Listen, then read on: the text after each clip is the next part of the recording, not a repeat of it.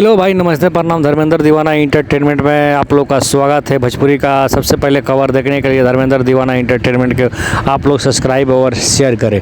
देखिए, कजरा मोहब्बत वाला जो गाना है पवन सिंह का, उसका टीजर सारेगामा पर म्यूजिक भोजपुरी पर आप लोग के बीच आ गया है। आप लोग जाकर देख सकते हैं। गाना इतना बवाल है, इतना ख़तरनाक है कि आप लोग देखेंगे तो बोलेंगे कि गाना क्या तरीक़ा से बनाया गया है। ठीक है, इसमें बहुत ज़्यादा पैसा लगाया गया है, बहुत ज़्यादा।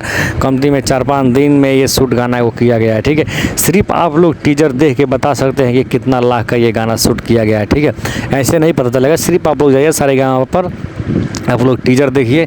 टीजर देखते ही आप लोग को पता लग जाएगा कि गाना कितना हाई लेवल का शूट हुआ है। उसमें गाड़ी भी कितना डेंजर दिया गया है। ठीक है, तो आप लोग जाइए और देखिए गाना को, और कमेंट में आप लोग आके बताइए कि कैसा टीजर है। ठीक है, तो इसे भी अपना छोटका भाई के चैनल को सब्सक्राइब और शेयर करी, अपना दुलार प्यार बनाई।